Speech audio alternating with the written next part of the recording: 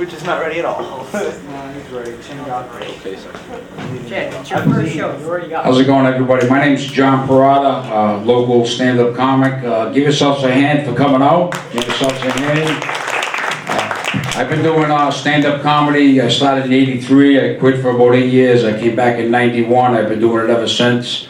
Have my own company called The Comedy Factory. Put shows together all over New England. But if you heard of Bill Burr, I helped Bill Burr get started in the early '90s, and I opened for him 2 years ago. He's a top national comic, and work with a lot of big comics, and we have a good time. I do comedy about 4 or 5 nights a week. I retired from my day job, and all I do is comedy, and I love it. And Chan came in on the class and wanted to do his project on stand-up comedy, so we helped him out. He did really well, and so give him your support today. It's not an easy thing to do. Public speaking, half the battle with stand-up comedy is public speaking. I took a class called Oral Communications at CCRI way before I got into comedy. And I took this class, and I was a wreck every time I had to go up on the front of the room. I was nervous. Now I do it like nothing, but I was very nervous. And one week we had to do a demonstration on how to do something. So I figured I'm Italian, I'll do a demonstration how to make a pizza. This should go good, right? I go up there, within 5 minutes, I dropped a bowl of sauce all over my white sneakers. Everybody in the class is laughing, but the teacher, he wasn't too happy. He gave me a D. So public speaking's tough. Once you get that down, the rest is being funny.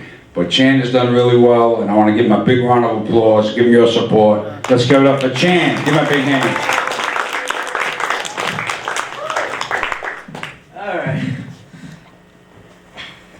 Hello, my name is Chankrasna, and as many of you may notice, that is a very unique name.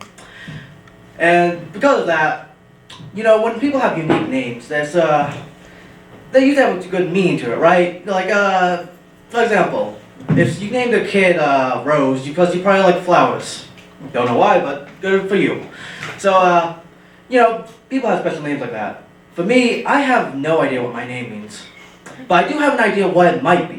Because whenever my dad calls me down, it sounds like sort of like a tire being depressurized. It's like, Chan, can you come down here? Chan, why is the house on fire? Chan, why did you kidnap the dogs again?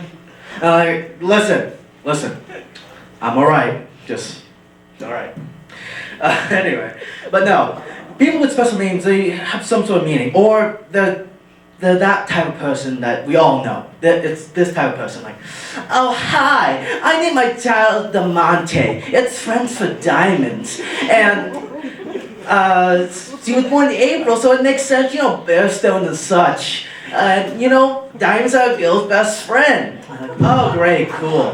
First off, Karen, you named a kid after a rock. Congratulations, your kid's named after a rock. And two, Demonte is Italian. How did you get French out of that? And third off, it's what rich CEO buy their wives when they cheat on their secretary. Or with their secretary, sorry. The 50-carat ring he got, yeah, he's probably on his third strike. Anyway, yeah. So, as you may notice, I am Asian. And with Asian, they also have really special names. Like, look at that man. That man's name is RJ. You want his full name? Royal John Silverflasher. You think I'm wrong? I want any of you to tell me what his real name is. Let's just assume I'm right, alright? So yeah, yeah. Anyway, so being Asian is actually pretty cool, you know. I'm raised in an Asian household, so, you know, I'm already a doctor, so if anyone passes out, I already got you. I got you, boys. I got you. Besides that, you know, I'm raised on good morals, I believe at least, and I eat at least 5 tons of rice every morning. I got that thick Asian vibe going, if you know what I mean, right? Thick Asian vibe. So, and about that, that's what there are also some downsides, like, you know, I once came home, I got 98 on a test, real proud of myself, real proud, and, you know, and I told my dad, like, hey dad, I got 98, he said, you're sleeping on the grass tonight. Anyway, Child Protective Service exists, so at least I'm not failing me 3 of my classes. But at least I got a bed to sleep in now. But yeah. Sorry. They told me to write down this on a flashcard so I remember. And like an idiot, I decided not to do that, and I decided to do this. To take, as John presented, as my good friend John over there, I took a comedy class for this. And it was kind of scary, it's honestly, because, I'm like a 17-year-old and there's 30 to 40 people older than me. And I'm like, cool, I'm the only 17-year-old where they don't care about, alright. And it's scary, but, I realized something. Metaphorically, I can pitch up a tent less than 5 minutes and sustain one 5 minutes. And if you don't know what that means, you're still innocent, so good for you.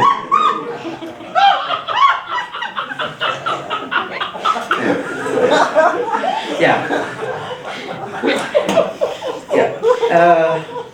So I'll be real with you guys. The real reason I'm doing this is therapy is way too expensive. It's $500 cost a lesson.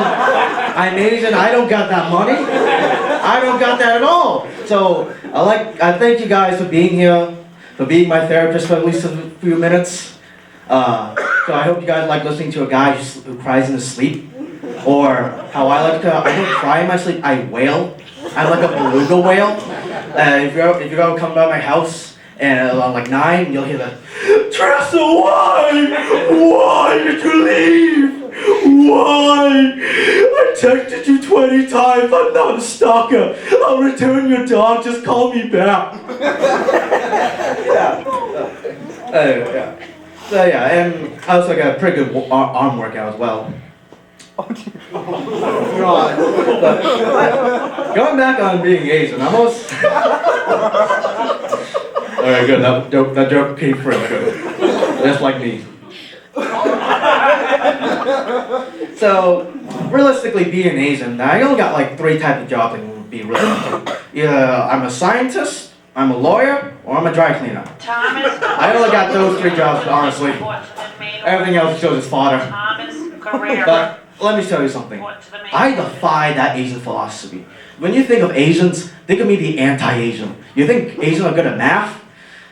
Anytime I'm in a math class, I end up in the fetal position by 5 minutes in. Caitlin Boston. I remember when I was in the algebra class, and the teacher asked me, "What's 1x plus 3?" And I'm like, "Woman, for the love of God, I swear, if you not ask someone else, I will stop crying. I'm not joking. I will start having a panic attack. I would rather have you pour liquid lava all over my junk instead of answering that one question, for the love of God." Okay. You say Asians are good workers? For what? I had to go to my grandma's funeral once. It was real sad, but I got out by saying the dog ate the cat. In which case, the dog with me? Yeah. Listen, it got me out playing the funeral, so I don't know about you guys.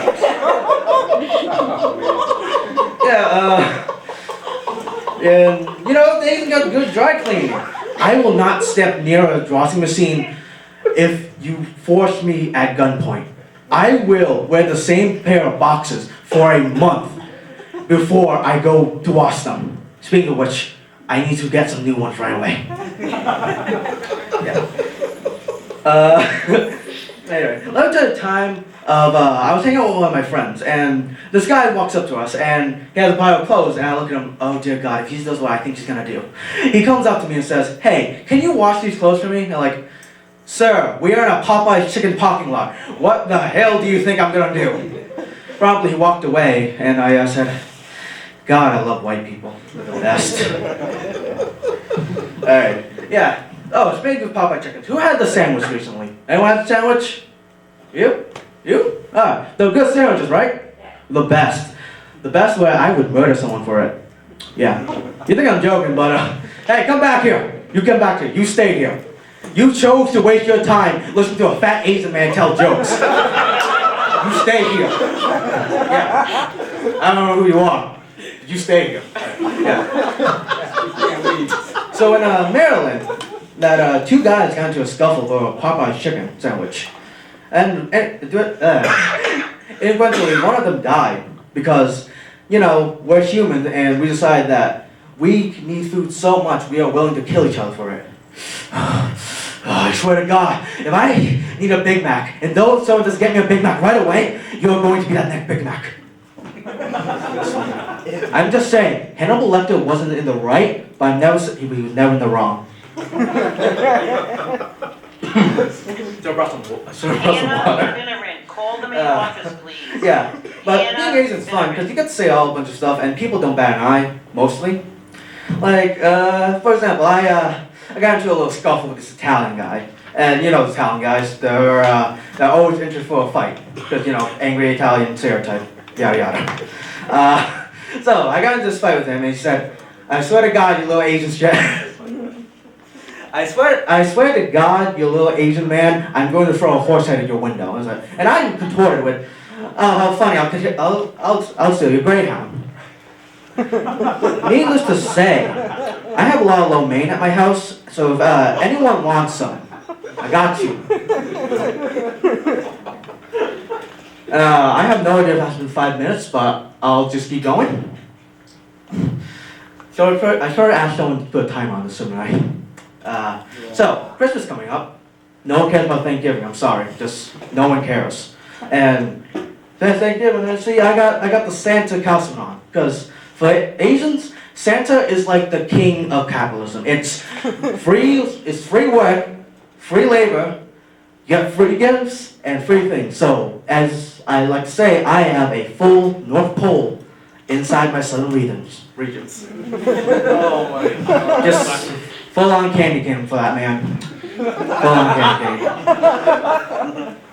Yeah. So we love. It's great, isn't it? We got to meet the great people. We got to meet people such as teenagers. People who decide that it's a smart idea to use a urinal even though it's clogged.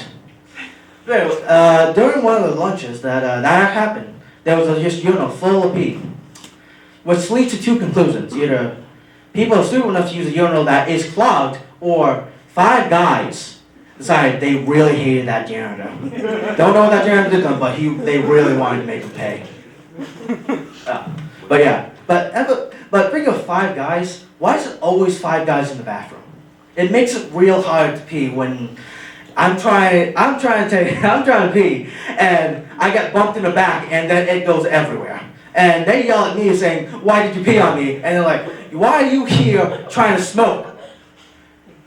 Literally, last few minutes of school, I'm gonna go hang out in the bathroom because I have no social interactions. Seriously, though.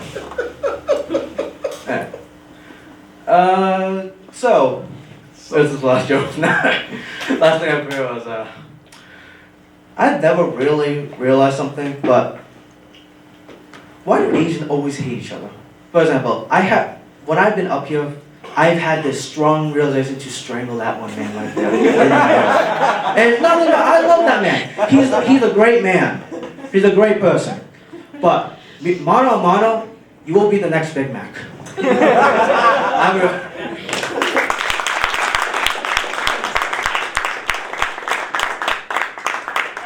Big hand to Chan. Give Chan a round of applause. That was fantastic. He came into our class. He sat there every week. He was kind of quiet. We got to know him. He's a great kid. And I'll tell you, stand-up comedy is a lot of fun. You guys and girls are all young. If you ever think of getting into it, I've been doing it a long time. I love it. It's a lot of fun. I have a company called the Comedy Factory. We have an open mic every Monday night at a place called the Pub on Park. You got to be 18, but when you turn 18, you want to come to the. You guys are probably all 18, right? Almost. So when you hit 18, you can come to the Pub on Park on Monday night. I'll be there. I'll help you out. I'll help you get started in comedy if you want to do that, like we did with Chan. And we have a lot of fun. We do shows all over, and it's just a great time. So if you're looking for a little hobby, it starts out as a hobby, but if you get good enough at it, I started out, I was a prison guard, believe it or not, at the ACI. I worked at the ACI for 36 years. I retired last April. It was a great place to work as a comic. I had a captive audience. Right? Think about it. These guys are not going anywhere. I tell them a new joke. If they didn't laugh, I really didn't care. I went from cell to cell. If you can make a serial killer laugh for 10 minutes, you're having a great set, right? So I worked at the ACI. I finally got paroled, and now I just do comedy, and I'm in heaven. I got paroled finally. It was a long time being in a prison, but I got paroled, and I just do comedy, and I help a lot of. The thing about me is I've been doing it comedy so many years. In '83 I got up, did really well. I bombed twice. I quit for 8 years. Came back in '91, decided I'd try it again, and I got going with it. And one thing I said, nobody had taken me under their wing. Like we kind of took Chan under our wing and helped him out. And no one did that for me. So when I came back in '91, and once I got going, I ran open mics. And I dedicated a big part of my career to helping new comedians. That's what I do. So if you're ever into it, I'm the guy you want to see because I'll get you involved with stage time, I'll help you out. And I spent time with Chan. We met at Dunkin' Donuts like 3 nights in a row. And I didn't even eat a crawler because I'm on a diet. I just lost 44 pounds. It was tough, Chan. I had to meet him at Dunkin' Donuts. He was eating rice, going crazy. One cat went by the window. I didn't know what the hell he was going to do. I was afraid he was going to run out and grab the cat and go in the back.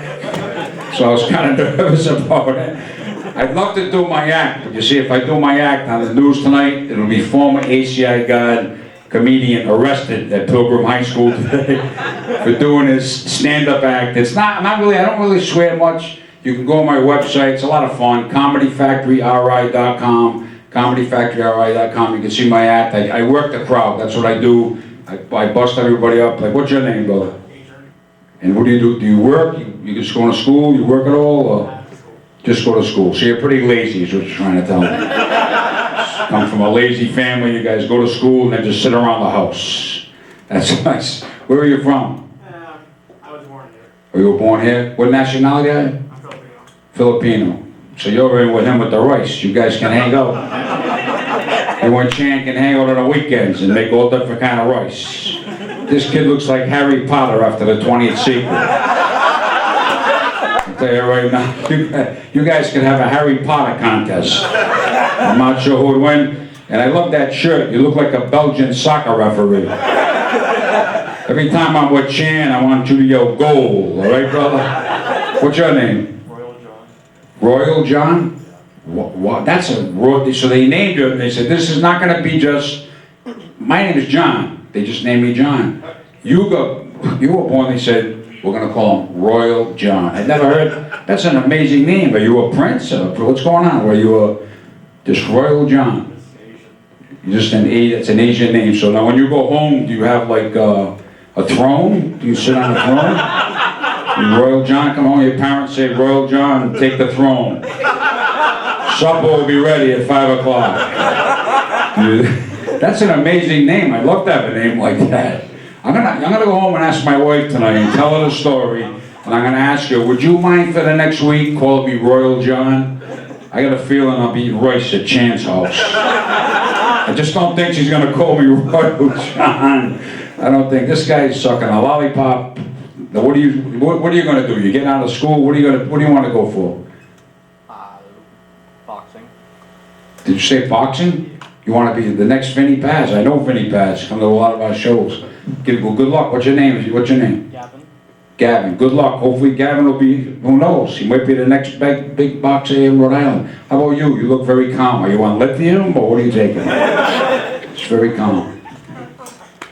I have a stutter, I'm sorry. Don't worry about it. I stutter myself. That's cool. And what are you studying? I'm hoping to go into psychology.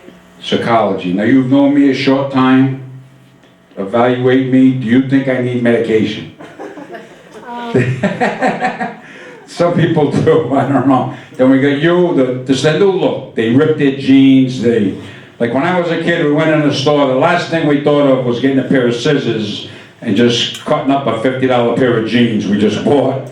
It just didn't happen. Now, how did this, who was the person, I wonder who thought of this? Royal John, do you know?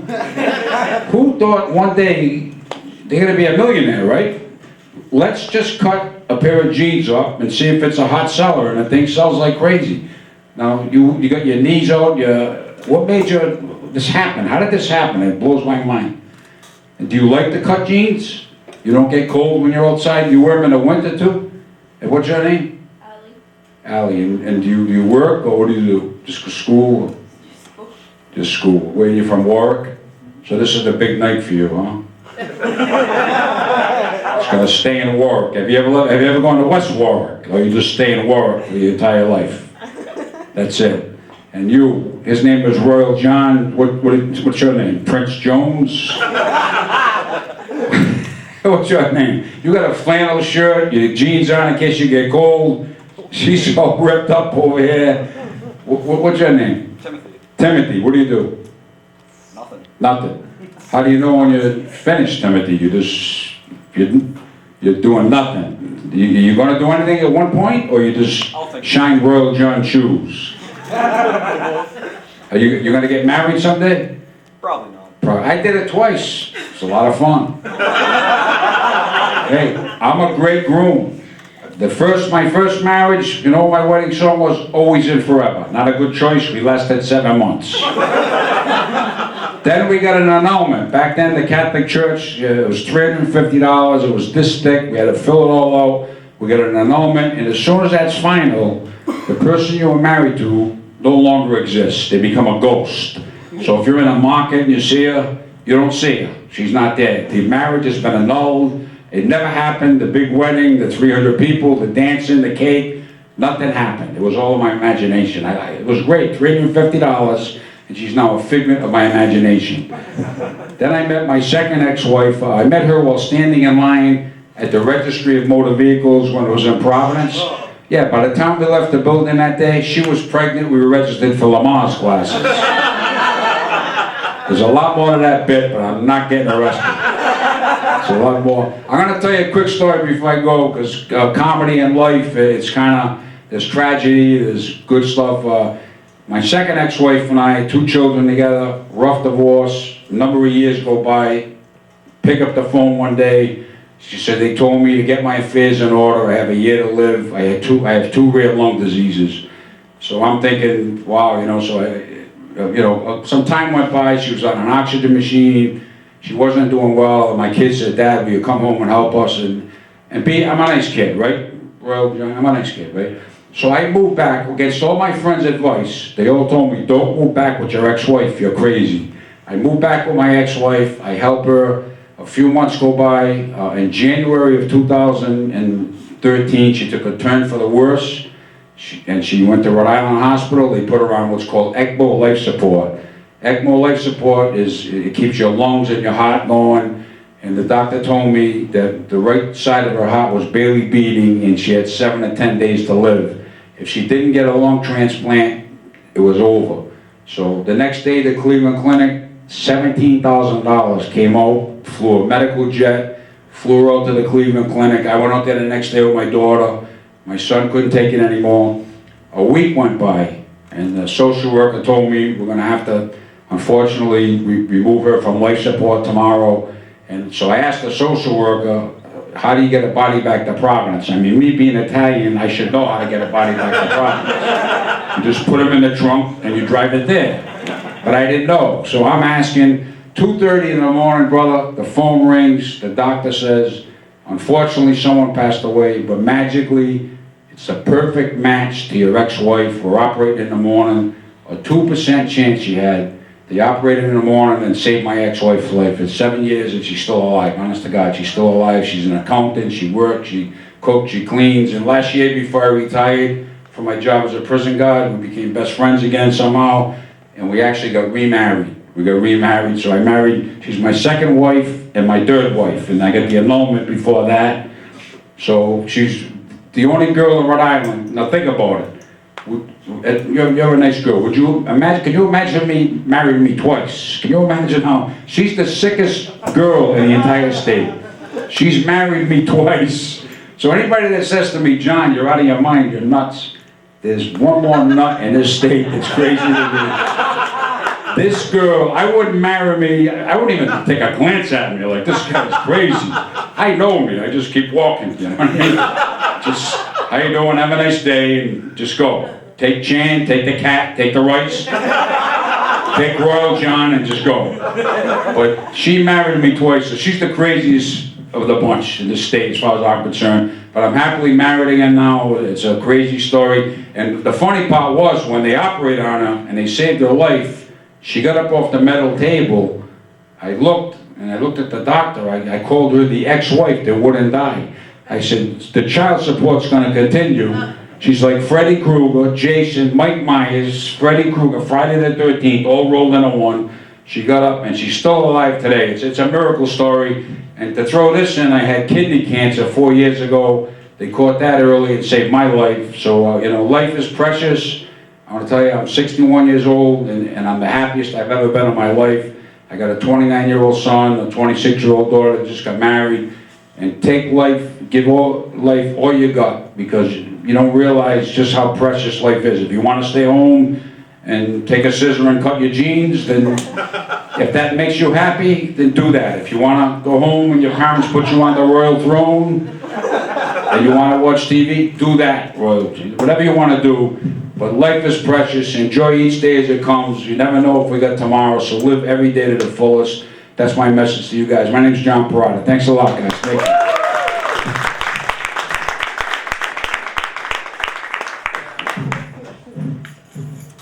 Yeah, I said this wasn't going to go 2:30, so someone's going to call an ambulance. Thanks for, I guess one final thanks for me for actually coming out and actually listening to me. I don't know how well that went, but thanks for everything, guys. I wouldn't do it without you.